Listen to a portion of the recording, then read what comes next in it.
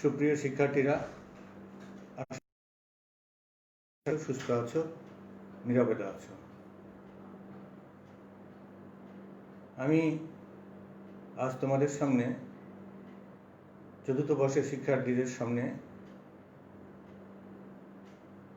24-10-07 course, এটা বাংলা নাটক 2, এই কোর্স নিয়ে আলোচনা করব। এখানে আমাদের 4টি নাটক আছে, তার মধ্যে 2টি নাটক নিয়ে আমি তোমাদের সাথে এটি পূর্বে আলোচনাও করেছি। আজ সেই আলোচনারই পর্যালোচনা করব আমরা এই সেশনে। তার আগে আমাদের বর্তমান সময়ের আলোচিত, বিশ্বব্যাপী আলোচিত যে মহামারী, বৈশ্বিক মহামারী কোভিড-19 নিয়ে দু একটি কথা বলতে চাই, স্বাস্থ্যবিধি নিয়ে দু একটি কথা বলতে চাই, আমাদের অনলাইন শিক্ষা কার্যক্রম সম্পর্কে দু একটি কথা বলতে চাই। আমার আজকের এই অনলাইন সেশনের শুরুতেই আমি গভীর শোক এবং দুঃখের সাথে জানাচ্ছি যে আমাদের সকলের শ্রদ্ধেয় প্রাণিবিদ্যা বিভাগের বিভাগীয় প্রধান প্রফেসর সুব্রত নন্দী স্যারের পরম পূজনীয় পিতা আজ সকালে পরলোক গমন করেছেন। আমরা বাংলা বিভাগের পক্ষ থেকে প্রফেসর সুব্রত নন্দী স্যারের পরলোকগত পিতার আত্মার পারলৌকিক শান্তি কামনা করছি। সাথে সাথে সুব্রত নন্দী স্যারের পরিবারের যে শোক, এই শোকার্ত পরিবারের প্রতি রইল আমাদের গভীর সমবেদনা। সৃষ্টিকর্তা তাদেরকে এই শোক কাটিয়ে ওঠার এবং এই অপূরণীয় ক্ষতি পূরণের শক্তি দান করুন। আমরা দীর্ঘদিন ধরে, প্রায় 7 মাসেরও বেশি সময় ধরে আমাদের নিয়মিত যে একাডেমিক কার্যক্রম, শ্রেণী শিক্ষণ থেকে বিচ্ছিন্ন আছি। আমরা অনলাইনে আলোচনা করে আসছি। আমাদের মাননীয় প্রধানমন্ত্রী বঙ্গবন্ধু কন্যা শেখ হাসিনার নির্দেশে শিক্ষা মন্ত্রণালয়, মাধ্যমিক উচ্চ শিক্ষা অধিদপ্তর এবং সরকারি সারদ কলেজের সুযোগ্য অধ্যক্ষ, চর্যাপদ গবেষক প্রফেসর আলিম মাহমুদ স্যার এবং শ্রদ্ধেয় উপাধ্যক্ষ প্রফেসর মৃদুল চন্দ্র পোদ্দার স্যারের সার্বিক দিক নির্দেশনায় অন্যান্য বিভাগের মতোই বাংলা বিভাগও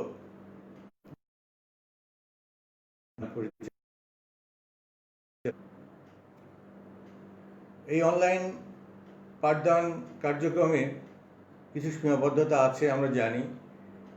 আমাদের দেশের সকল স্থানে যে অনলাইন যোগাযোগ, সেই যোগাযোগ সহজলভ্য নয়। শিক্ষার্থীদের অনলাইন যে ডিভাইসগুলি, সেই ডিভাইসগুলিও সবার নিকট সহজলভ্য নয়। কিছু প্রতিকূলতা থাকলেও আমরা চেষ্টা করে যাচ্ছি। বাংলা বিভাগের সকল সম্মানিত শিক্ষক, আমার সহকর্মীরা চেষ্টা করে যাচ্ছেন যে শিক্ষার্থীদের কাছে সর্বোচ্চ সেবা, তাদের যে শিক্ষাদান প্রক্রিয়া, সেই প্রক্রিয়াটা চলমান রাখার জন্য।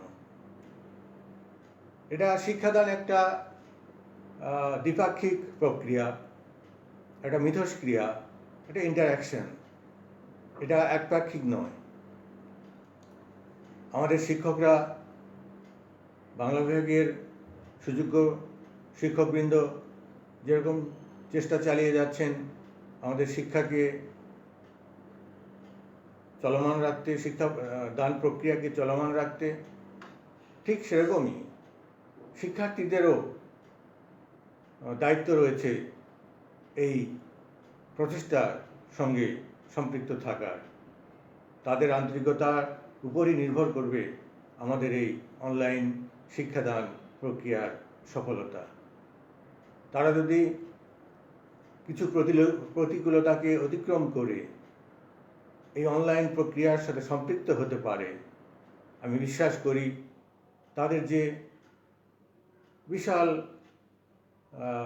ক্ষতির মুখোমুখি তারা, সেই বিশাল ক্ষতির কিছুটা হলেও এখান থেকে তারা পূরণ করতে পারবে, পুষিয়ে নিতে পারবে। আমি আমার প্রিয় শিক্ষার্থীদের আহ্বান জানাবো, তাদের কাছে বলবো যে তোমরা অবশ্যই প্রতিকূলতাগুলিকে উপেক্ষা করে, অতিক্রম করে আমাদের এই অনলাইন শিক্ষাদান প্রক্রিয়ার সঙ্গে প্রচেষ্টার সাথে তোমাদের যুক্ত থাকার জন্য। কারণ এই যে তোমাদের সময় চলে যাচ্ছে, এই সময় কিন্তু তোমরা আর ফিরিয়ে পাবে না। এই সময়কে যদি তোমরা কাজে লাগাতে না পারো, তাহলে তোমাদের জীবনে একটা বিরাট শূন্যতার সৃষ্টি হবে। এই শূন্যতা আর পূরণ হবার নয়। অতএব এখনো সময় আছে, তোমরা জেগে ওঠো, তোমরা সচেতন হও, তোমরা তোমাদের যে শিক্ষা গ্রহণের যে সুযোগগুলি আছে সেই সুযোগগুলিকে কাজে লাগাও। তাহলেই তোমাদের জন্য রয়েছে উজ্জ্বল ভবিষ্যৎ, এবং আমাদের জাতি হিসাবেও একটা শিক্ষিত, একটা মর্যাদাবান জাতি আমরা আগামীতে লাভ করতে পারব।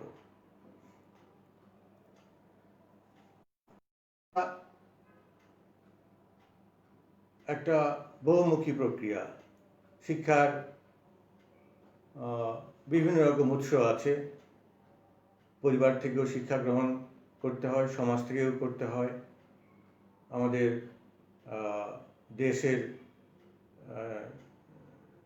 সেই সার্বিক যে পরিস্থিতি, সেখান থেকেও শিক্ষা গ্রহণ করতে হয়। আর একাডেমিক শিক্ষা বা শিক্ষা প্রতিষ্ঠান থেকে তো আছেই। এই শিক্ষাগুলি কিন্তু আমাদের আগামী দিনের চলার পাথেয় হয়।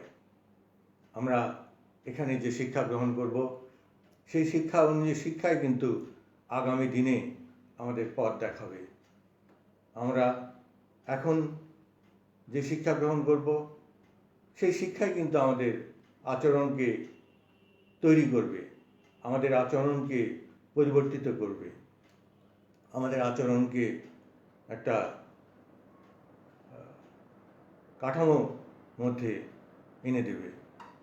আমাদের শিক্ষা যদি অপূর্ণ থাকে, আমাদের শিখন ফল, লার্নিং আউটকাম যদি অর্জিত না হয়, তাহলে কিন্তু আমাদের শিক্ষার যে মূল উদ্দেশ্য, সেই উদ্দেশ্য ব্যাহত হবে।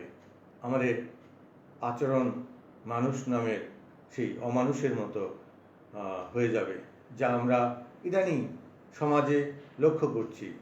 সমাজে যে খুন, ধর্ষণ, দুর্নীতি, অন্যায়, মানুষের প্রতি মানুষের যে হিংসা, বিদ্বেষ, হিংস্রতা,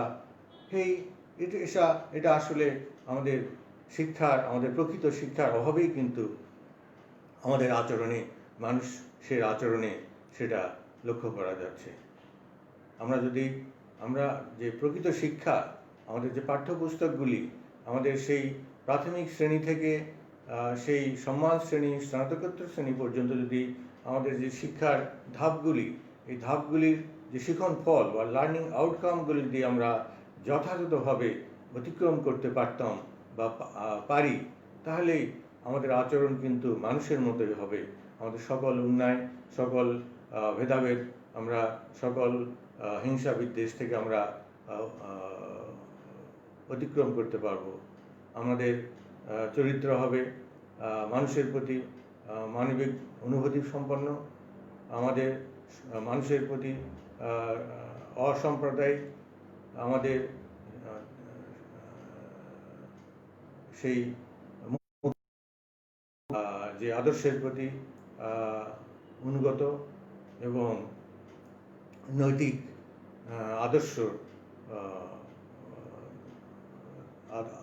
আদর্শে সমৃদ্ধ। অতএব আমরা আমার প্রিয় শিক্ষার্থীদের আবারও বলবো যে তোমাদের যে পাঠ্যপুস্তকের যে শিখন ফলগুলি, সেই শিখন ফলগুলি অবশ্যই লক্ষ্য করবে। শুধু একটা সনদ অর্জনের জন্য শিক্ষা নয়, শিক্ষার যে মহৎ উদ্দেশ্য আছে, আমাদের আচরণকে একটি ইতিবাচক পরিবর্তনে নিয়ে যাওয়া, সেই ইতিবাচক পরিবর্তন করার চেষ্টা তোমাদের করতে হবে। এজন্যই তোমাদের পাঠ্যপুস্তক তো অবশ্যই পাঠ করবে। তাছাড়াও আমাদের যারা লেখক আছে, কবি, সাহিত্যিক, ঔপন্যাসিক, ছোট গল্পকার, নাট্যকার, তাদের যে লেখাগুলি, সেই লেখাগুলি পাঠ করা দরকার। আর তোমাদের মনে রাখতে হবে, তোমরা বাংলা বিভাগের শিক্ষার্থী, তোমরা সাহিত্যের শিক্ষার্থী। সাহিত্য মানুষের কল্যাণের সাথে, মানুষের মঙ্গলের সাথে, মানুষের ন্যায়ের সাথে, মানুষের সুন্দরের সাথে, সত্যের সাথে সংযুক্ত। অতএব তোমরা যত বই পড়বে তত ন্যায় অন্যায়, সুন্দর অসুন্দর, সত্য মিথ্যা, মঙ্গল অমঙ্গলের পার্থক্য তোমরা নির্ণয় করতে পারবে এবং সেভাবেই তোমরা নিজেকে সমাজের একটা অবদান রেখে যেতে পারবে। তাহলেই আমাদের দেশ একটা সেই সুন্দর অসাম্প্রদায়িক মুক্তিযুদ্ধের চেতনা সমৃদ্ধ একটা বাংলাদেশে আমরা রূপ দিতে পারবো। তাহলেই আমাদের যে জাতির জনক যে স্বপ্ন দেখেছিলেন একটা সুন্দর সোনার বাংলা বিনির্মাণের, সেই সুন্দর সোনার বাংলা আমরা নির্মাণ করতে পারবো। আমি আশা করি তোমরা আমার সঙ্গে আমার এই কথাগুলি আন্তরিকভাবে গ্রহণ করবে এবং সেই অনুযায়ী তোমরা চলার চেষ্টা করবে। সময় থেমে থাকে না, সময় থেমে থাকবে না, সময় থেমে থাকবে না। অতএব সময়কে কাজে লাগিয়ে তোমার যে ব্রত, শিক্ষা গ্রহণ, লেখাপড়া শেখা, সেই ব্রতকে তোমরা পালন করবে, এটাই আমার প্রত্যাশা তোমাদের নিকট। সুপ্রিয় শিক্ষার্থীরা, আমরা এখন একটা সেই বৈশ্বিক মহামারীর মধ্যে, একটা প্যান্ডামিক সিচুয়েশনের মধ্যে সময় অতিক্রম করছি। বিশ্বব্যাপী যে কোভিড-19-এর ভয়াবহ থাবা, যে আগ্রাসী মূর্তি, সেই মূর্তির কাছে মানব সভ্যতা যেন একটা থমকে দাঁড়িয়েছে। এখান থেকে আমাদের প্রিয় দেশ বাংলাদেশও মুক্ত না। এই মহামারী, বৈশ্বিক মহামারী মুক্তি সচেতন হতে হবে। আমরা যদি সচেতন না হই, নাগরিক হিসাবে যদি আমরা সচেতন না হই, তাহলে আমরা কিন্তু এই মরণ ব্যাধি বা এই ভাইরাস থেকে আমরা রক্ষা পাব না। আমাদের সতর্কতা, আমাদের সচেতনতাই কিন্তু পারে এই আমাদের দেশকে তথা বিশ্বকে এই প্যান্ডামিক থেকে মুক্তি দিতে। এজন্য বিশ্ব স্বাস্থ্য সংস্থা, বাংলাদেশ সরকার প্রতিনিয়তই বিভিন্ন স্বাস্থ্যবিধির কথা কিন্তু প্রচার করছে এবং অনুরোধ করা হচ্ছে সকলকে এই স্বাস্থ্যবিধিগুলি যেন মেনে চলা হয়। তা আমি তোমাদের কাছে অনুরোধ করব, তোমরা অবশ্যই এই স্বাস্থ্যবিধিগুলি মেনে চলবে। এবং আমাদের দেশে কিন্তু আইনও করা হয়েছে যে স্বাস্থ্যবিধিগুলি মেনে চলার। অতএব আইনগতভাবেও কিন্তু এই স্বাস্থ্যবিধিগুলি মেনে চলা আমাদের বাধ্যবাধকতা রয়েছে। যেমন বাড়ির বাইরে গেলে কিন্তু আমাদের যে মাস্ক পরিধান করা, এটা কিন্তু আইনগতভাবে বাধ্যতামূলক। আমরা অনেকেই দেখছি বাইরে মাস্ক না পরেই ঘোরাফেরা করছে। এটা কিন্তু আইন অমান্য এবং নৈতিকভাবেও কিন্তু এটা আমাদের একটা অপরাধ। তো তোমাদের কাছে আমার অনুরোধ, তোমরা যখন বাড়ির বাইরে যাবে তখন অবশ্যই মাস্ক ব্যবহার করবে। এতে তোমার তুমি যেমন নিরাপদে থাকবে, ঠিক সেরকমই আরেকজনও তোমার কাছ থেকে নিরাপদ থাকবে।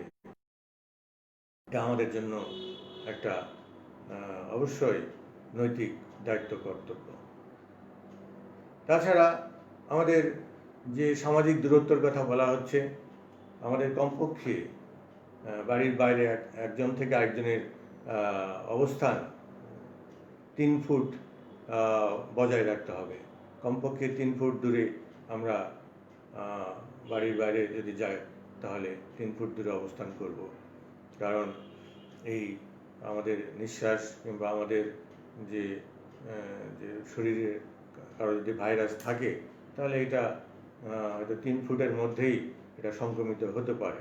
এই জন্য আমরা আরেকজনকে বিপদগ্রস্ত না করে এই সামাজিক দূরত্বটা বজায় রাখার চেষ্টা করব। আরেকটা আমরা বলা হচ্ছে যে ঘন ঘন সাবান পানি দিয়ে ঘন ঘন যখনই প্রয়োজন হবে বাড়ির বাইরে থেকে বাড়িতে আসলে কিংবা কোনো কিছু স্পর্শ করার পরে 20 সেকেন্ড ধরে সাবান পানি দিয়ে ভালোভাবে হাত পরিষ্কার করা উচিত। তাহলে এই হাত থেকে দূর হয়ে যাবে বা হাত থেকে চলে যাবে। এটা একটা। আর আমরা চোখে মুখে নাকে যত সম্ভব হাত না দেওয়ার চেষ্টা করব। কারণ আমাদের এই ভাইরাসটা আমাদের মুখ দিয়ে, নাক দিয়ে, চোখ দিয়েই কিন্তু আমাদের শরীরে, অতএব চোখ, মুখ পারতপক্ষে স্পর্শ না করার চেষ্টা করব। আরও স্বাস্থ্যবিধি আছে। আমরা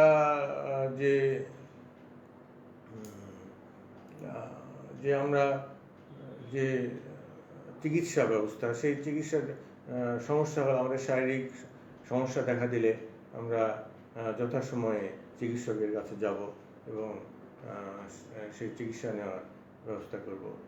এই বিষয়গুলি আমরা সকলেরই মনে রাখা প্রয়োজন। প্রিয় শিক্ষার্থীরা, যে মহামারী ছড়িয়ে পড়েছে, প্যান্ডেমিক কোভিড-19, সেখান থেকে আমাদের সবাইকেই সতর্ক থাকতে হবে। তা না হলে আগামীতে হয়তো আশঙ্কা করা হচ্ছে যে আগামী শীত মৌসুমে এই মহামারী আমাদের দেশে আরও প্রকোপ আকার ধারণ করতে পারে। অন্যান্য শীত প্রধান দেশে এই যে কোভিড-19 আবারও কিন্তু ফিরে এসেছে সেই পূর্বের রূপে।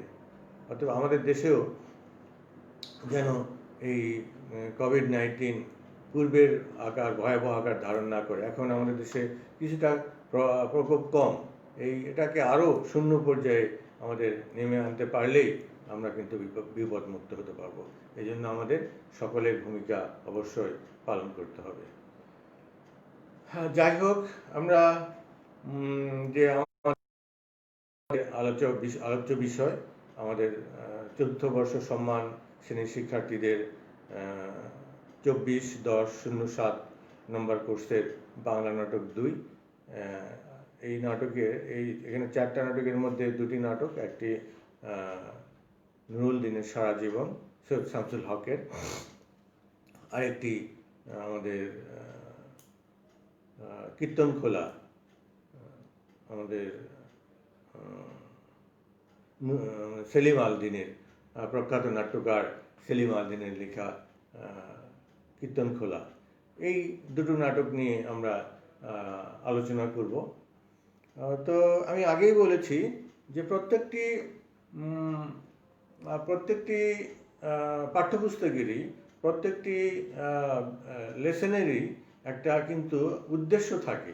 উদ্দেশ্যবিহীন কোনো কিছুই কিন্তু হয় না। যেটা উদ্দেশ্যহীন সেখান থেকে আমরা কিছু অর্জনও করতে পারি না। তো নিশ্চয়ই আমরা শিক্ষা উদ্দেশ্যবিহীন হতে পারে না। তোমরা যে পাঠ্যপুস্তকগুলি পড়ছো বা তোমাদের যে পাঠ্যপুস্তকগুলি দেওয়া হয়েছে সেগুলোর কিন্তু একটা উদ্দেশ্য আছে। এই উদ্দেশ্য যদি অর্জিত না হয় তাহলে কিন্তু তোমাদের এই অর্জন, তোমাদের এই যে শিক্ষা, তোমাদের এই সনদ, এটা কিন্তু ব্যর্থ হবে।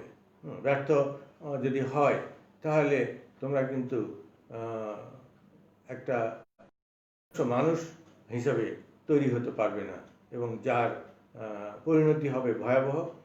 জাতি হিসাবেও আমাদেরকে সেই দুর্দশা দুর্ভোগ ভোগ করতে হবে, এবং ব্যক্তি হিসাবেও তুমি সমাজে তোমার যে অবদান রাখার কথা সেই অবদান রাখতে পারবে না। তো যাই হোক, যা বলছিলাম যে আমাদের দুটি নাটক, এই নাটকগুলি সম্পর্কে ইতিপূর্বে তোমাদের সঙ্গে আমার আলোচনা হয়েছে। তো আজকে আমরা একটু পর্যালোচনা করব। আমি প্রথমে নুরুল দিনে তোমাদের কীর্তনখোলা সম্পর্কে একটু আলোচনা করতে চাই। কীর্তনখোলা সেলিম আল দীনের একটি উল্লেখযোগ্য নাটক। কীর্তনখোলা নাটকের সেলিম আল দীন প্রচলিত যে নাট্যধারা, যেটাকে বলা যায় পাশ্চাত্য নাট্যধারা, সেই পাশ্চাত্য নাট্যধারা থেকে বেরিয়ে আসার চেষ্টা করেছেন। আমাদের এদেশের যে সুপ্রাচীন ইতিহাস আছে, আমাদের সাহিত্য সংস্কৃতির যে ইতিহাস আছে, আমাদের নাটকের যে ইতিহাস আছে, আমাদের যে সংস্কৃতির যে ইতিহাস আছে, সেই ইতিহাসকে, আমাদের সভ্যতার ইতিহাসকে সেলিম আল দীন তার নাটকে তুলে ধরার চেষ্টা করেছেন। পাশ্চাত্য নাট্যধারা থেকে ফিরে এসে একটা দেশীয় নাট্যধারার মাধ্যমে আমাদের সেই চর্যাপদ থেকে শুরু করে শ্রীকৃষ্ণ কীর্তন, সেই মঙ্গল কাব্য, আমাদের চৈতন্য চরিত, আমাদের রোমান্টিক প্রণবাখ্যান, আমাদের যে পুঁথি সাহিত্য, আমাদের যে মহাকাব্য, এই যে ধারাগুলি, আমাদের যে উপন্যাস, আমাদের যে কবিতা, এই যে সব মিলে আমাদের যে একটা দেশীয় ঐতিহ্য, দেশীয় পরিচয়, সেই পরিচয় কিন্তু আমাদের পাশ্চাত্য নাট্যধারার সঙ্গে মিল নেই। সেলিম আল দীন চেষ্টা করেছেন যে সেই পাশ্চাত্য নাট্যধারা থেকে ফিরে এসে আমাদের দেশীয় যে নাট্যধারা, দেশীয় যে সংস্কৃতি, সেই সংস্কৃতির মুখোমুখি করতে তার পাঠকদের। সেলিম আল দীনকে বলা হয় দ্বৈতাদ্বৈতবাদী নাট্যকার। অর্থাৎ সেলিম আল দীন দেখাতে চেয়েছেন যে নাটকের মধ্যেই সকল কিছু, দ্বৈতর সঙ্গে অদ্বৈত, অনেকের সঙ্গে এক। সেই নাটকের মধ্যেই উপন্যাসের কথা, নাটকের মধ্যেই কবিতার কথা, নাটকের মধ্যেই উপন্যাসের কথা, নাটকের মধ্যেই ছোট গল্পের কথা যেন বলা যায়। সব মিলিয়ে উনি একটি সামগ্রিক একটি চরিত্র দিতে চেয়েছেন তার নাটকে। এজন্য সেলিম আল দীনকে বলা হয় দ্বৈতবাদী নাট্যকার।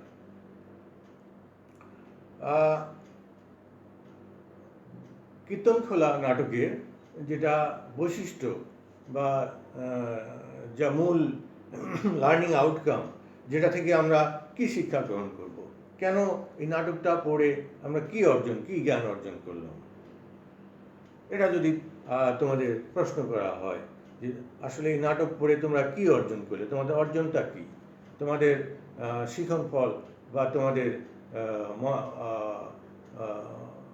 মানসিক কি পরিবর্তন সাধিত হলো, তোমাদের জ্ঞানের কি পরিবর্তন সাধিত হলো, তাহলে কি বলবে?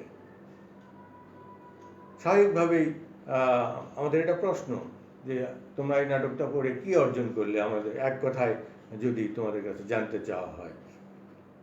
কারণ অবশ্যই এটা উদ্দেশ্যবিহীন নয়, একটা উদ্দেশ্য নিয়েই কিন্তু জাতীয় বিশ্ববিদ্যালয় তোমাদের এই নাটকটি তোমাদের পাঠ্যভুক্ত করেছে, এবং সেই উদ্দেশ্য হলো তোমাদের যেন চরিত্রে, তোমাদের যে আচরণে যেন মানুষের ইতিবাচক পরিবর্তন হয়, তোমাদের যেন সুনাগরিক হওয়ার, আদর্শ মানুষ হওয়ার জন্য যেন তোমরা তৈরি হও। এজন্য অনেক উপাদানের মধ্যে একটি হচ্ছে এই তোমাদের কীর্তনখোলা নাটক। এই অনেক উপাদান থেকে একটু একটু যদি তোমরা গ্রহণ করো, তাহলেই দেখবে তোমরা একজন পরিপূর্ণ মানুষ হবে, একটা আদর্শবান সুনাগরিক হতে পারবে। তো আমরা তাহলে কীর্তনখোলা থেকে তোমরা কি গ্রহণ করলে? কীর্তনখোলা গ্রহণ যেটা আমরা গ্রহণ করতে পারি, তোমাদের যদি এক কথায় বলতে চাই, তাহলে সেটা বলা যায় যে আমরা যে মানুষের যে এই সমাজের যে রূপান্তর, এই সমাজ পৃথিবী যেরকম প্রতিনিয়তই সেই গতিশীল, পৃথিবী যেমন সেই ঘুরছে আমাদের সৌর জগতের চারদিকে, ঠিক মানুষের এই যে রূপান্তর ঠিক সেভাবেই ঘটছে। মানুষ কিন্তু থেমে নয়, মানুষের অবস্থান কিন্তু পরিবর্তনশীল। এই পরিবর্তনের মধ্য দিয়েই কিন্তু আমাদের সমাজ টিকে আছে। এই রূপান্তরের কথাই সেলিম আল দীন বলতে চেয়েছেন তার কীর্তনখোলা নাটকে। কীর্তনখোলা যেন সমগ্র বাংলাদেশের একটি পরিচয়। এই কীর্তনখোলা মেলা যেন বাংলাদেশেরই একটা আরেক রূপ। সমগ্র বাংলাদেশের সকল পেশার মানুষকে আমরা এই কীর্তনখোলা মেলার দেখতে পাই। প্রচুর চরিত্রের সমাবেশ ঘটিয়েছেন সেলিম আল দীন এই নাটকে। এই চরিত্রগুলি কোনোটি নেতিবাচক, কোনোটি ইতিবাচক, এবং এই নেতিবাচক চরিত্রগুলির মধ্যে থেকেও আমাদের শিক্ষার কিছু আছে, ইতিবাচক চরিত্রগুলির মধ্যে থেকেও শিক্ষার কিছু আছে। যেমন আমাদের আমাদের সোনাই চরিত্র, সোনাইয়ের পিতার পিতা পাবনা অঞ্চলের সেই কৈজুরি গ্রামের, পাবনা জেলায় গ্রামের সেই তাঁতি ছিলেন। তারপর তারা সেই যন্ত্র সভ্যতার আবর্তে যখন তাঁত প্রথা ধীরে ধীরে হুমকির মুখে পড়ে গেল, তখন তারা তাঁত পেশাকে আর যখন তারা চলছিল না, তখন তারা সেই কৃষিকাজ শুরু করলো। কৃষিকাজ করেও যখন তারা হয়তো তাদের সংসার চলছিল না, তখন তারা সেই পাবনা থেকে তারা মানিকগঞ্জ অঞ্চলে বসতি স্থাপন করে উন্নত জীবনের প্রত্যাশায়, একটু ভালোভাবে দুবেলা দুমুঠো খাওয়ার প্রত্যাশায়। এই যে আমাদের সোনাইয়ের এই যে সেই পরিবারের এই রূপান্তর, সেই তাঁতি থেকে কৃষক থেকে একজন আবার ভূমিহীন কৃষকে পরিণত হওয়া, তারপরে একসময় সেই সমাজের শোষণের মাধ্যমে শোষকদের দ্বারা শোষিত হয়ে সোনাই একসময় সেই তার যতটুকু সম্পত্তি ছিল সেটিও কিন্তু হারিয়ে ফেলে, এবং একসময় সেই সাপুড়ে পেশা গ্রহণ করে। শেষে আমরা নাটকের শেষে দেখি সোনাই ইদু কন্ট্রাক্টরকে খুন করে সেই সাপুড়ে পেশা গ্রহণ করার জন্য অন্য স্থানে গমন করে। এই যে সোনাইয়ের রূপান্তর, এটা কিন্তু শুধু সোনাইয়ের না, আমাদের সমাজের প্রত্যেকটা স্থানে আমরা দেখব এই ধরনের শোষণ, এই ধরনের অত্যাচার। এই যে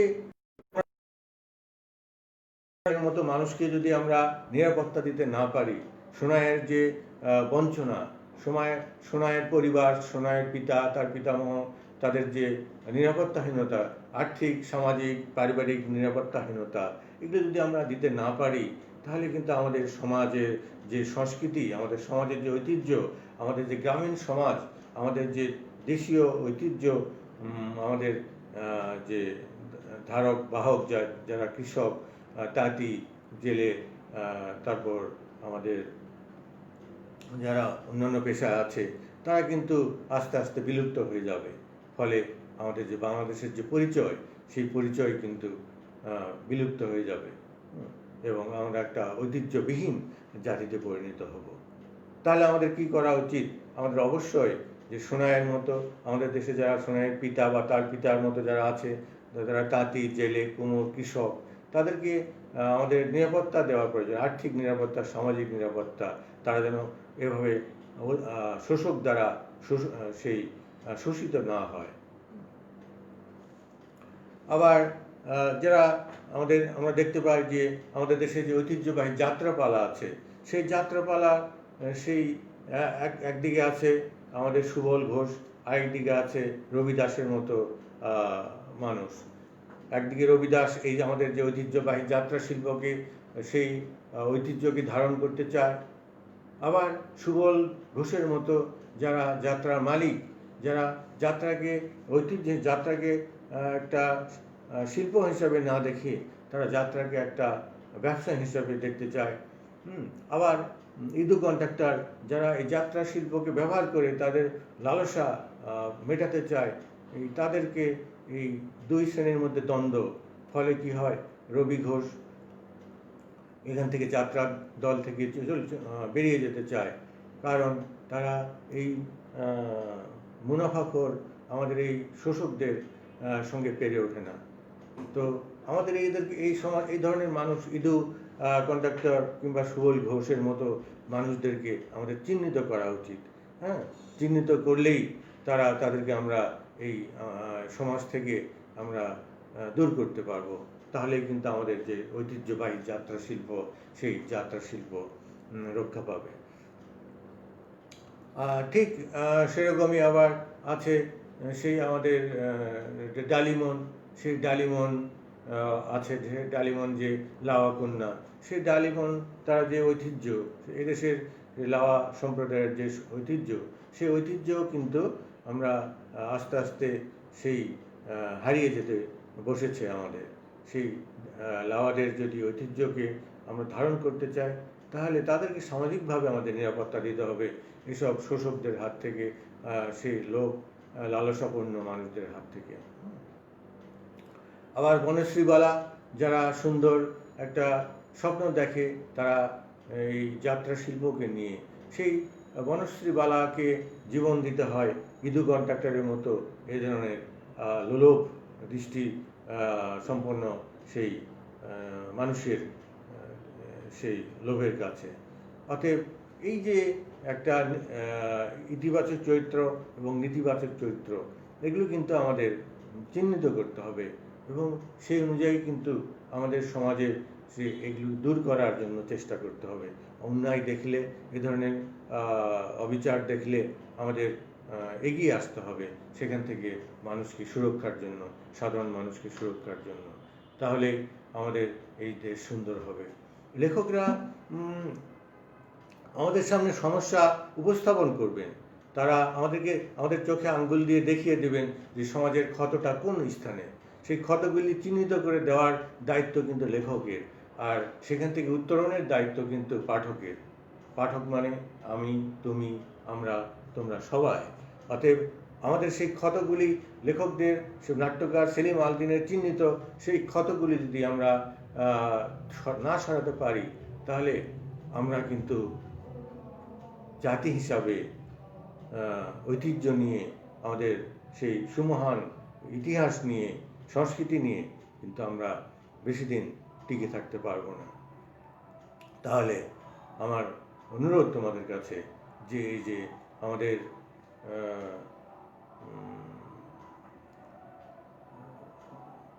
কীর্তনখোলা বা সমগ্র বাংলাদেশের যে চিত্র এই নাটকে প্রতিফলিত হয়েছে, এখানে সেই কুসংস্কার, আমাদের মানুষের ন্যায় অন্যায়ের দ্বন্দ্ব, এবং যেমন আমরা মহাদেশের ওষুধ বিক্রি, যেমন গ্রামের লোক কুসংস্কারে তারা গাছগাছড়ার ওষুধ তারা যে আমাদের বৈজ্ঞানিক চিকিৎসা গ্রহণ করে না, এখান থেকে তাদের কিন্তু তাদের যে অসুখ সারবে না, কিন্তু তাদের কিন্তু আর্থিক ক্ষতির সম্মুখীন হয়।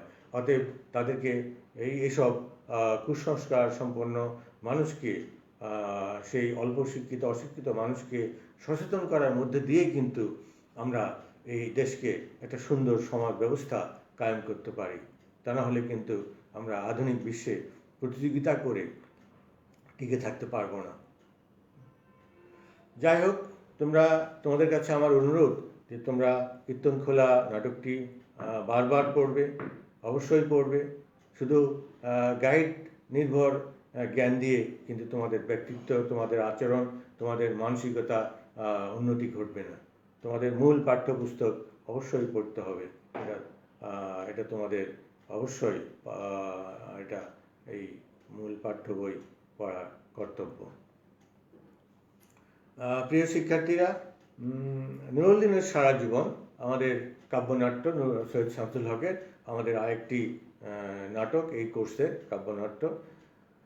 নুরুল দিনের সারা জীবন সৈয়দ শামসুল হকের একটি বিখ্যাত কাব্যনাট্য কি সেটা বলেছি, যে শৈল্পিক আকারে নাটককে কাব্য আকারে উপস্থাপন করা। তো এখানেও যে লার্নিং আউটকাম বা শিখন ফল বা এখান থেকে তোমরা কি শিখবে, নুরুল দিনের সারা জীবন, নুরুল দিন কেমন ছিলেন, নুরুল দিনের ব্যক্তিত্ব, নুরুল দিনের চরিত্র, নুরুল দিন মানুষ হিসাবে কেমন, কেন নুরুল দিন জীবন দিল, এই বিষয়গুলি কিন্তু আমাদের আগ্রহ থাকা দরকার। আমাদের সেই 1782 সালে এদেশে যে ফকির বিদ্রোহ হয়েছিল বা সন্ন্যাস বিদ্রোহ, সেই বিদ্রোহে অন্যতম একজন যোদ্ধা সেনানী নুরুল দিন। সেই নুরুল দিন কেন এই জীবন দিল, কাদের জন্য দিল, এই তার আত্মত্যাগ আমরা কিভাবে মূল্যায়ন করব, এই বিষয়গুলি আমাদের চিন্তা করার প্রয়োজন। যে যুগ যুগ ধরে যারা শোষক তাদের বিরুদ্ধে যে নায়কেরা জীবন উৎসর্গ করেছেন, তারা হয়তো কিছুই পায়নি, কিন্তু তাদেরকে সম্মান জানানো কিন্তু আমাদের দায়িত্ব, কর্তব্য। তাদেরকে যদি সম্মান না জানায় তাহলে তাদের এই আত্মদান কিন্তু বৃথা যাবে, তারা মৃত্যুর পরেও তাদের আত্মা শান্তি পাবে না। নুরুল দিন যে আমাদের এদেশে ব্রিটিশ শাসনের বিরুদ্ধে প্রথম দিকের যোদ্ধা, সেই সংগ্রামের ধারাবাহিকতাই কিন্তু আমরা 1971 সালে 16 ডিসেম্বর মহান মুক্তিযুদ্ধের বিজয় লাভের মধ্য দিয়ে একটি স্বাধীন সার্বভৌম লাল সবুজের পতাকা এবং একটি দেশ বাংলাদেশ লাভ করেছে।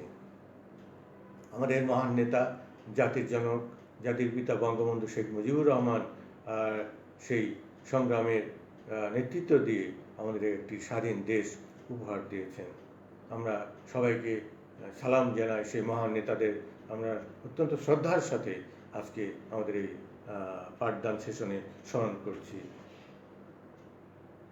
নুরুল দিন সেই আমরা জানি যে 1757 সালে সেই পলাশীর যুদ্ধের মধ্য দিয়ে আমাদের বাংলার স্বাধীনতার সূর্য অস্তমিত যায়, আমরা ব্রিটিশদের শাসনে চলে যাই। প্রকৃতপক্ষে কি বাঙালি কোনোদিন শাসনের অধিকার পেয়েছিল? এদের শাসন করেছে মোগলরা, এদের শাসন করেছে আর্যরা, এদের শাসন করেছে ব্রিটিশরা, এদের শাসন করেছে সবসময় বিদেশি শক্তি।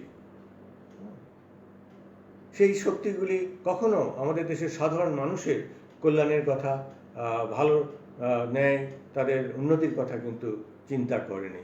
তারা শুধু চিন্তা করেছে নিজেদের স্বার্থের কথা। নুরুল দিন সেই স্বার্থের, সেই শোষণের বিরুদ্ধে, সেই অত্যাচারের বিরুদ্ধে লড়াই করে সেই জীবন দান করেছে। সেই নুরুল দিনের যে সংগ্রামের কথা, সেই সংগ্রামের কথা এই নুরুল দিনের সারা জীবন নাটকে আমরা দেখতে পাই। সেই নুরুল দিনের এখানে দুইটা শক্তি আছে। একদিকে নুরুল দিন আছে, নুরুল দিনের বন্ধু আব্বাস আছে,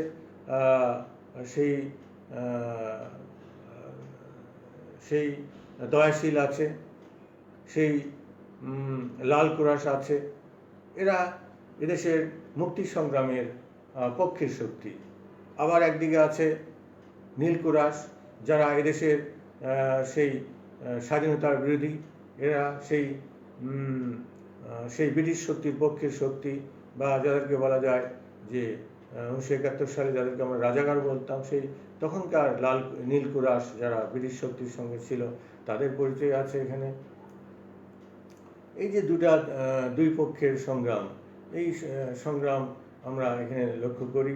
এবং এখানে কিন্তু সে দেশীয় যারা বিত্তশালী জমিদার, তারা কিন্তু সেই ব্রিটিশদের পক্ষে এদেশের সাধারণ মানুষকে শোষণ করার জন্য কিন্তু সেই সময় কিন্তু সেই নিয়োজিত ছিল।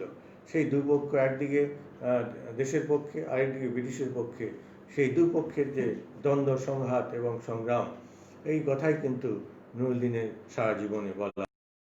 নুরুল দিনের সারা জীবনটাই কেটেছে এই অন্যায়ের বিরুদ্ধে সংগ্রাম করে। এই যে নুরুল দিন এই সংগ্রামে কেন আসলো, তার কথাও কিন্তু সৈয়দ শামসুল হক এই নাটকে সুন্দরভাবে উল্লেখ করেছে যে নুরুলদিন একসময় সেই খেলাধুলা করতো শৈশবে, সেই যে নুরুলদিন একসময় মাদ্রাসায় যেত শৈশবে, সেই নুরুলদিন একসময় গরুর অভাবে তার পিতার সঙ্গে মাঠে গেল লাঙ্গল বইতে, এবং সেই তার পিতা যখন গরুর বদলে সে হাল টানছিল, তখন নুরুলদিনের সামনে তার পিতার সেই ক্ষুধার্ত সেই পিতার মৃত্যু ঘটে সেই লাঙ্গল চাষের সময়। এই যে সেই সময় মানুষকে গরিব চাষিদের খাজনা দিতে না পারা, জোর করে খাজনা আদায়, ব্রিটিশ কর্তৃক অত্যাচার, দেশীয় জমিদার কর্তৃক অত্যাচার, এই অত্যাচারে প্রতিষ্ঠিত হয়ে, এই অত্যাচারের জাতাকলে পিষ্ট হয়ে কিন্তু নুরুলদিনের পিতার মৃত্যু ঘটে, এবং সেটা নুরুলদিন স্বচক্ষে নুরুলদিনের সামনে ঘটেছে। নুরুলদিন তার পিতার এই মৃত্যু কথা ভুলতে পারে না।